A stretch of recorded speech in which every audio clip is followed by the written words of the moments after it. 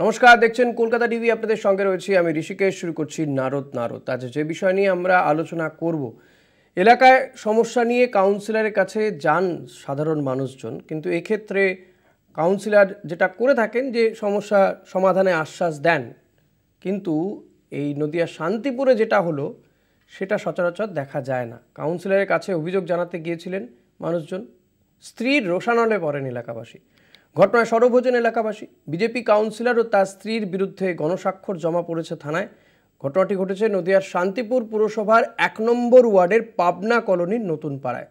ঘটনার প্রসঙ্গে কোনো প্রতিক্রিয়া দিতে চাননি কাউন্সিলর। নিন্দায় সরব হয়েছেন শান্তিপুর পুরসভার চেয়ারম্যান সুব্রত ঘোষ। দেখব একটি প্রতিবেদন।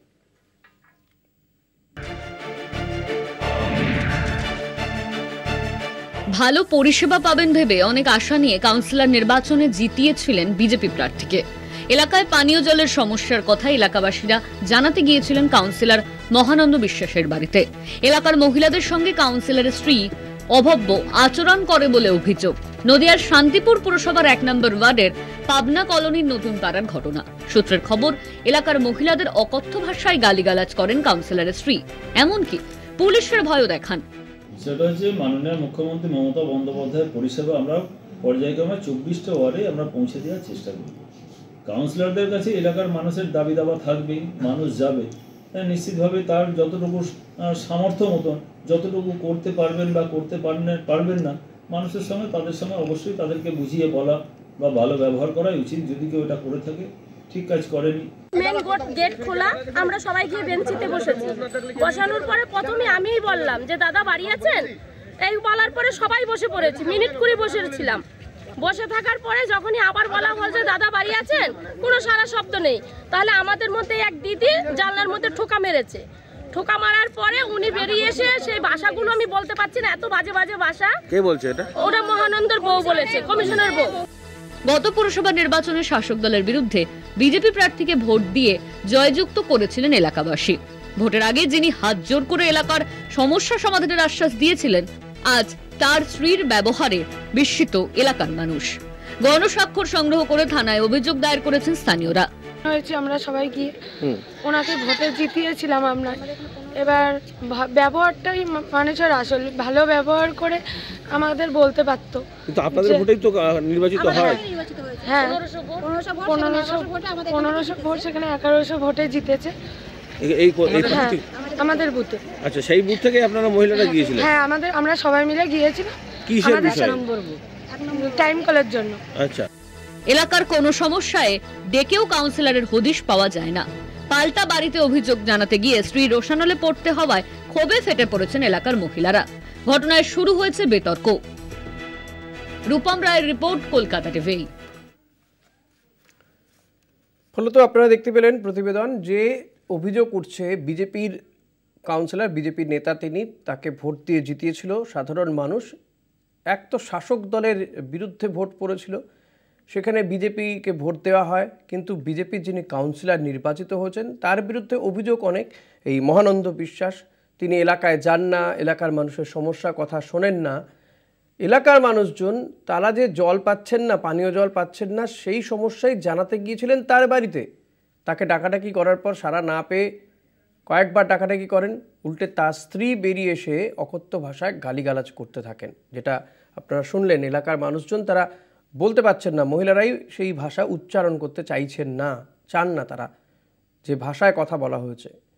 এটা কি এই কারণেই কি ভোট দিয়ে তাকে কাউন্সিলর করা হয়েছিল, জনপ্রতিনিধি করা হয়েছিল? সেই প্রশ্ন তো উঠবেই খুব স্বাভাবিকভাবেই। কারণ সাধারণ মানুষ ভোট দেন, এক তো তারা শাসক দলের বিরুদ্ধে ভোট দিয়েছিলেন অনেক কিছু আশা নিয়ে, কিন্তু সেই আশায় কোথাও গিয়ে জল ঢেলে দিয়েছেন, জলই পাচ্ছেন না এলাকার লোকজন। আমাদের সঙ্গে রয়েছেন কল্যাণী পুরসভার চেয়ারম্যান তথা তৃণমূল নেতা নীলিমেশ রায়চৌধুরী। আপনাকে স্বাগত জানাবো। নীলিমেশ দা, আমাদের এই অনুষ্ঠানে আপনাকে স্বাগত। যে ছবি আমরা দেখতে পেলাম শান্তিপুরে, সেখানে এক বিজেপি কাউন্সিলরের বিরুদ্ধে যে অভিযোগ, এক তো তাকে দেখা যায় না এলাকায়, এলাকার মানুষের অভাব অভিযোগ তিনি শোনেন না, উল্টে তার বাড়িতে গিয়ে তার স্ত্রীর রোষানলে পড়লেন এলাকার মহিলারা। এই জন্যই কি মানুষ জনপ্রতিনিধিদের ভোট দেন, ভোট দিয়ে জনপ্রতিনিধি তৈরি করেন?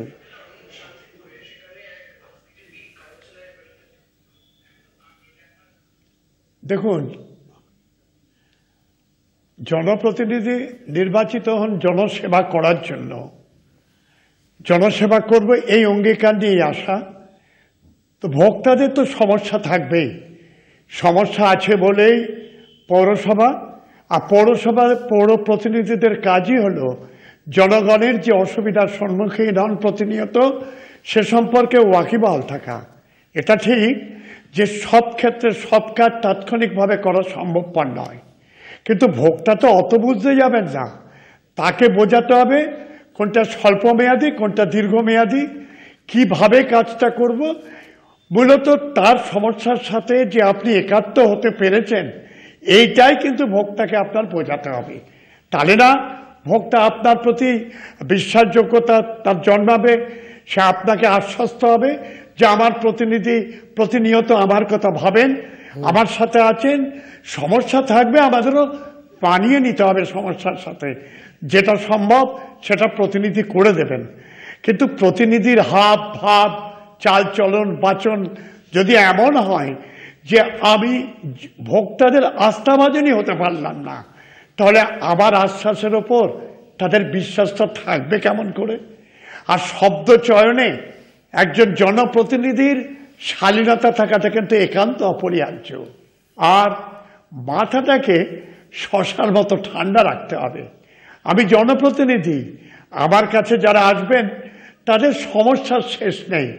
আমিও জানি যে সব সমস্যা আমার পক্ষে সমাধান করা সম্ভবপর নয়, কিন্তু তাদের পথে হেঁটে তাদের বুঝিয়ে কিভাবে সমাধান করা যায় যদি ঠান্ডা মাথায় তাদের কাছে উপস্থিত করা যায়, আমার দৃঢ় বিশ্বাস নীলিমাসদা এই যে যেই ওয়ার্ডে মহানন্দ বিশ্বাস বিজেপি কাউন্সিলর চেষ্টা করেন, সেখানে মানুষ আপনাদের বিরুদ্ধে ভোট দিয়েছিল। 32 বছর কাউন্সিলর, আমি যদি প্রতিনিয়ত মানুষের সাথে আমার মানে শারীরিক যে ক্ষোভ মানসিক যে ক্ষোভ এগুলো যদি তাদের উপর দেখাতে যায় তাহলে নির্বাচিত হয়ে আসা সম্ভব ছিল না। মানুষের বিশ্বাস অর্জন করতে হয়, তার সাথে সম্পর্ক গড়ে তুলে।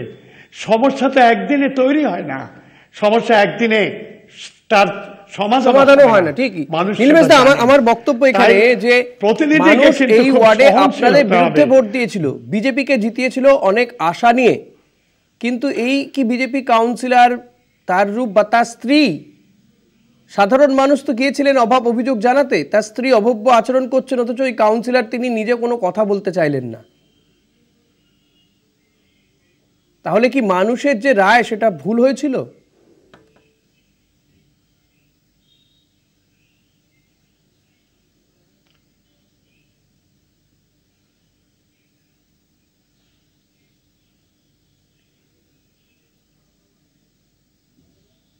নীলিমাসদা শুনতে পাচ্ছেন আমার কথা? হ্যাঁ, আমি যে প্রশ্ন করলাম সেটা কি বুঝতে পারলেন যে কোথাও গিয়ে এই যে শাসক দলের বিরুদ্ধে ভোট দিয়ে বিজেপির নেতাকে কাউন্সিলর তৈরি করা হয়েছিল, বিজেপি কাউন্সিলর এই ওয়ার্ডে, এই মহানন্দ বিশ্বাস, কিন্তু মানুষ যে ভোট দিয়েছিলেন অনেক আশা নিয়ে, এখন তারা আশা হতো যে কোথাও কি তাদের রায়, তাদের যে ভোটদান সেটাই ভুল ছিল? তাহলে কি বিজেপিকে বাঁচাটা অন্যায় হয়েছে? সেটাই প্রমাণিত হলো। কাজ দিয়ে মানুষকে দেখুন, মানুষ তো কাজ দিয়ে মানুষকে বিচার করবে, বিজেপি তৃণমূল বলে নয়। একটা পার্টির তো একটা নিজস্ব দর্শন থাকে, সে দর্শনটা তার যে প্রতিনিধি তার ভেতর দিয়ে পড়ে। তৃণমূল কংগ্রেসের দর্শন একটা আলাদা, মানুষের পাশে থেকে মানুষের সেবা করাই আমাদের মহান নেত্রীর নির্দেশ এবং দর্শন। সে দর্শন প্রথম দিন থেকে প্রতিটি যারা প্রতিনিধি জনপ্রতিনিধি সেটাকেই মেনে চলেন, মান্যতা দিয়ে চলেন, সেটাই স্বাভাবিক। যারা এই স্বাভাবিকের বাইরে যান সেসব রাজনৈতিক দলের প্রতিনিধিকে নির্বাচিত করা না করা তো পরীক্ষার থেকে প্রমাণিত হয়ে যায়, মানুষ বুঝতে পারেন কোনটা সঠিক আর কোনটা বেঠিক। নীলিমাসদা, এই যে যখন মানুষ একজনকে কাউন্সিলর করুন বা বিধানসভায় তাকে পাঠান বা সংসদে পাঠান, কিন্তু সেই জনপ্রতিনিধি যখন দিনের পর দিন কাজ করেন না, এলাকার মানুষের অভাব অভিযোগ শোনেন না, তখন তার বিরুদ্ধে খুব স্বাভাবিকভাবেই মানুষ গর্জে ওঠেন, প্রতিবাদ জানান।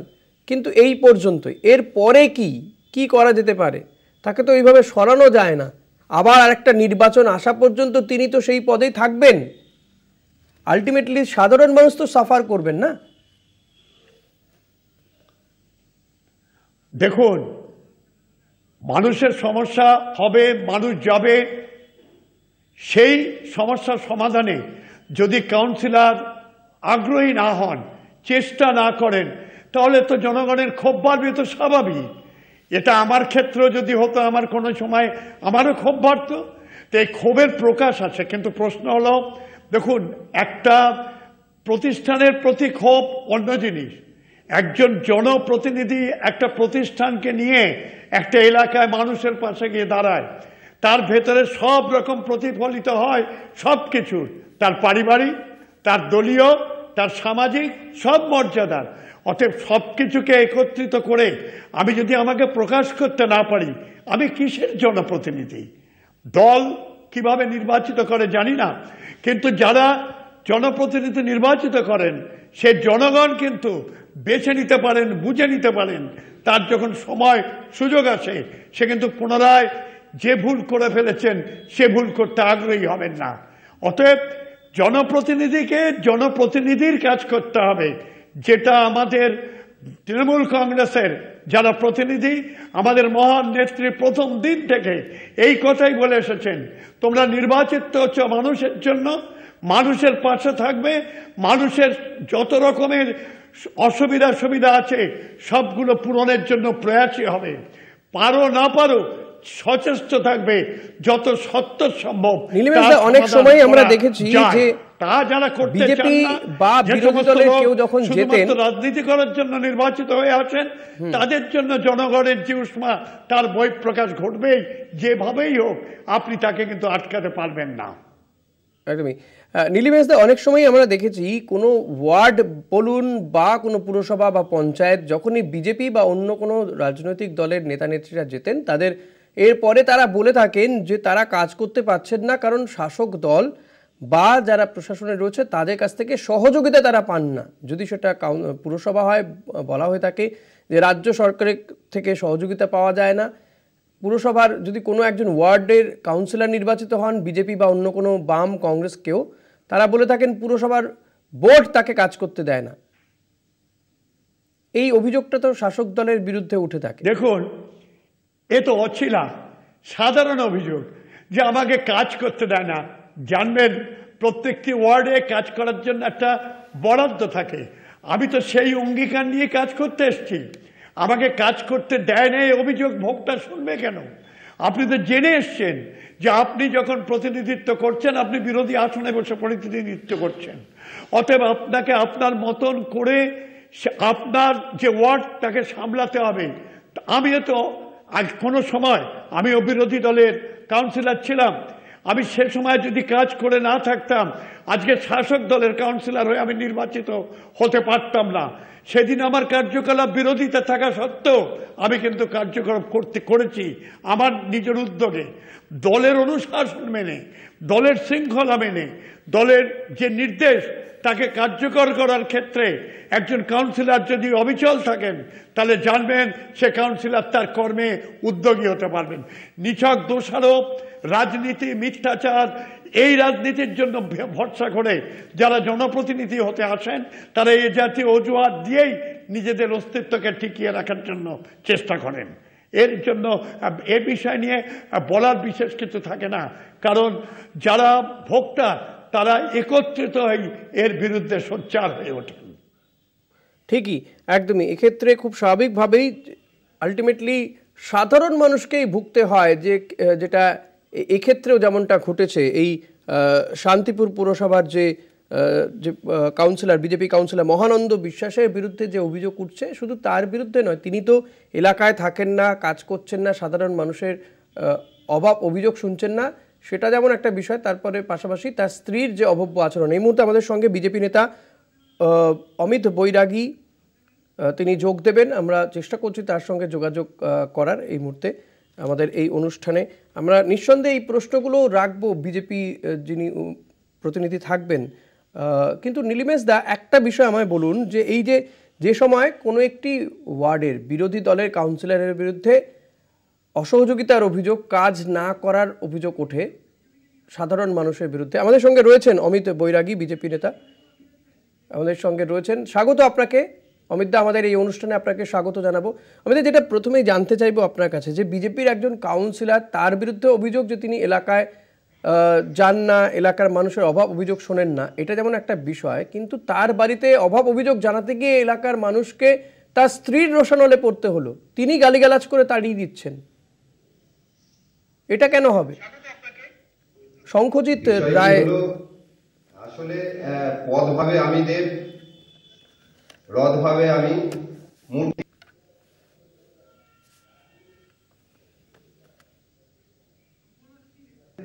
আমরা দুটো ওয়ার্ড ভারতীয় জনতা পার্টি ছিনিয়ে নিয়ে আসতে পেরেছিল। এত সন্ত্রাসের বিরুদ্ধে তৃণমূলের যে সন্ত্রাস ছিল তার মধ্যে দিয়েও মানুষ সমর্থন করেছে। অবশ্যই ওই ওয়ার্ডে ভারতীয় জনতা পার্টি 618টা ভোটে জয়লাভ করেছিল। অবশ্যই যে প্রতিনিধি আমাদের রয়েছেন ওখানে, তিনি নিয়মিত প্রত্যেকটা পৌরসভার কাজ তিনি করেন। আজকে যে জায়গাটা থেকে পৌরসভা ওনারা মাত্র 30 ফুট মোটা পাইপের ব্যবস্থা করেছেন, বাদ বাকি যে গলিপথ দিয়ে প্রত্যেক বাড়ি বাড়ি যে জলের ব্যবস্থা করা হবে, তাতে সরু লাইনের মধ্যে দিয়ে জলের যাতায়াত হচ্ছে। এতে ওখানকার মানুষের অভিযোগ যে ওখানকার যিনি আমাদের জনপ্রতিনিধি রয়েছেন, তিনি ওখানে নাকি কাজ করতে পারছেন না। আদতে বিষয়টা হচ্ছে যে পৌরসভা থেকে কোনো সঠিক পরিষেবা দেওয়া হচ্ছে না, যার ফলে তার তো সামান্য মানুষের কাছে যাওয়াটা, মানে মানুষের কাছ থেকে এরকম অভাব অভিযোগ তার কাছে আসছে বারংবার। তিনি তার মধ্যে থেকেও প্রত্যেকটা সময় লড়াই দিচ্ছেন এবং চেষ্টা করছেন মানুষের কাজ কিভাবে, কারণ তিনি এক্স আর্মি মানুষ, তিনি সারা দিন তিনি ফাঁকা থাকেন এবং সারা দিন মানুষের সাথে জনসেবায় কিভাবে নিজেকে নিয়োজিত করবেন, দলও তাকে সেই সিদ্ধান্ত নিয়ে তাকে টিকিট দিয়েছিল এবং তিনি মানুষের কিছু ঘটনা ওখানকার ঘটাচ্ছে। যারা ওখানে প্রাক্তন সমস্ত তৃণমূলের নেতারা রয়েছে, যারা ওখানে যাদের পরাজয়কে স্বীকার আজও করতে পারছে না, তারা চেষ্টা করছে তাকে কিভাবে গালিমালিত করা যায়। আর তার স্ত্রীর কথা যদি বলা হয়, আমরা অবশ্যই এটাকে নিন্দনীয় বলি খবরের মধ্যে দিয়েই, কারণ একজন মানে দীর্ঘদিন থেকে অসুস্থতার সাথে রয়েছেন, সেই অবস্থাতে কিছু তৃণমূলের মানুষকে তাকে খেপিয়ে তোলার জন্য তার বাড়িতে পাঠানো হয় এবং সেখানে তার মুখ থেকে হয়তো কথার তর্কের বিষয়ে কিছু কথা উঠে আসে। সেটাকে ধরে তিনি যে কাজ করেন না, ওখানকার ভারতীয় জনতা পার্টি শুধু 1 নম্বর ওয়ার্ড এবং 10 নম্বর ওয়ার্ড, দুটো ওয়ার্ডে একটু লক্ষ্য করলে দেখা যাবে যে তারা কিভাবে চেষ্টা করে চলেছে প্রতিনিয়ত যে সাধারণ মানুষ। বেশ, আমরা একটা ছোট্ট বিরতিতে যাব, বিরতির পরে আসছি আবার ওই আলোচনায়। আপনারা থাকুন আমাদের সঙ্গে, একটা বিরতি নিয়ে ফিরছি, সঙ্গে থাকবেন। ফিরে এলাম বিরতির পর, দেখছেন নারদ, আপনাদের সঙ্গে রয়েছি আমি ঋষিকেশ। আমি নীলিমেশ দা আপনার কাছে আসবো। যে কথা অমিত দা বলছিলেন, অমিত দা আসার আগেই, যেহেতু তখনও বিজেপির কেউ আসেননি বলেই আমিও আপনাকে প্রশ্নটা রেখেইছিলাম, যে অনেক সময়ই এক্ষেত্রে অভিযোগ থাকে যে বিরোধী দলের কাউন্সিলর বা জনপ্রতিনিধি অভিযোগ করেন পুরসভা তাকে কাজ করতে দেয় না, দিচ্ছে না, যেহেতু বোর্ডটা হয়তো তৃণমূল কংগ্রেসের রয়েছে। এক্ষেত্রে অমিত দাস তেমনই অভিযোগ করলেন।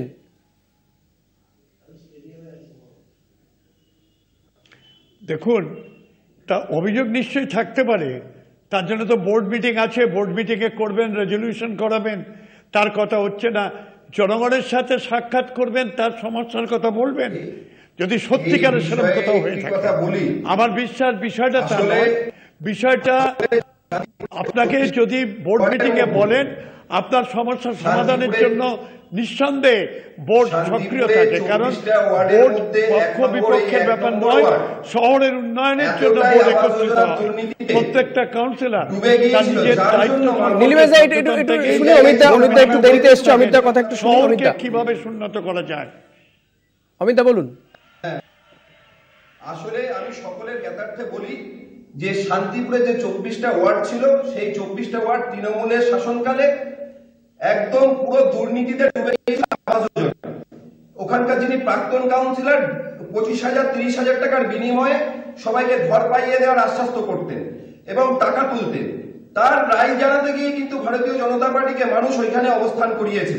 আর আমাদের যিনি জনপ্রতিনিধি কাজ করেন, ঠিকই তো আপনি যেটা বলছেন যে শাসক দলের বিরুদ্ধে মানুষ ভোট দিয়েছে, বিজেপিকে ভোট দিয়েছে, কিন্তু সেই বিজেপি কাউন্সিলরের দেখা মিলবে না, তার বাড়িতে গিয়ে অভিযোগ জানাতে গেলে গালিগালাজ খেয়ে মানুষকে ফিরে আসতে হবে না। তাকে প্রতিনিয়ত এটা কোথাও ভুল খবর হয়েছে যে তাকে প্রত্যেক জায়গায় তাকে কাজে দেখতে পাওয়া যায়, কারণ তিনি মানুষের সাথে থাকেন।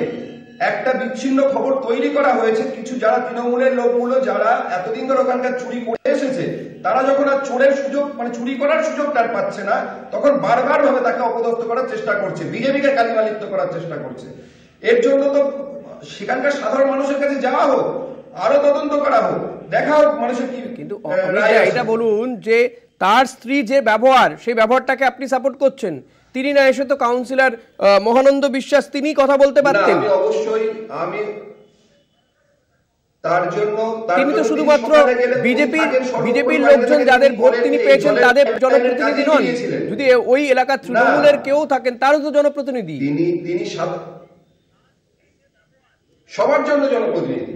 হ্যাঁ, তিনি আমাদের ভারতীয় জনতা পার্টির এই রাজনৈতিক দল এই শিক্ষা দেয়, জনপ্রতিনিধি মানে তিনি সকলের জনপ্রতিনিধি। তার ওয়ার্ডের মধ্যে যত ভোটার রয়েছে সকলের জনপ্রতিনিধি তিনি। সুতরাং তিনি সকলের পরিষেবা দেওয়ার জন্যই ব্যস্ত। কিছু তৃণমূলী মানুষকে, তাদের কিছু তৃণমূলী মনোভাবাপন্ন মানুষকে সামনে ঠেলে দিয়ে একটা ঝগড়ার পরিবেশ তৈরি করা, এটা হচ্ছে কিছু ওখানকার বলতে গেলে সমাজ বিরোধীদের কাজ। যারা শুধু রাজনৈতিক দলের সঙ্গেই যুক্ত নয়, তারা সমাজ বিরোধী বিভিন্ন কাজের সঙ্গে যুক্ত থাকে। তাদের এই প্রক্রিয়া মানে তাদের পরিচালনার মধ্যে দিয়ে এই কাজ করা হয়েছে। মানে এই এতজন মহিলা যারা অভিযোগ করছিলেন তারা সমাজ বিরোধী বলছেন আপনি? যারা অভিযোগ করছিলেন গণস্বার্থ সংগ্রহ করেছেন, তারা মহিলারা সমাজ বিরোধী বলছি না। যাদের এদেরকে ওখানে পাঠানো হয়েছে ওইভাবেই। আজকের দিনে যদি ভারতীয় জনতা পার্টি ওখানে গিয়ে তাদের সঙ্গে গিয়ে কথা বলে, অবশ্যই তারা বলবে তাদের কোথাও ভুল হয়েছে। নীলিমেশ দা কি বলবেন যে অভিযোগ করছেন অমিত দা?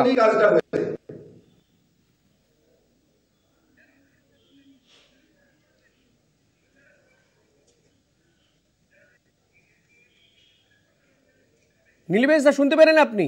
বাংলায় সর্বত্র এরকম চলছে কি অমিত দা বলছেন যারা গিয়েছিলেন ওই কাউন্সিলরকে অভিযোগ জানাতে, যারা তাকে পাঠিয়েছিলেন এদেরকে, এই মহিলাদেরকে, তারা সমাজ বিরোধী।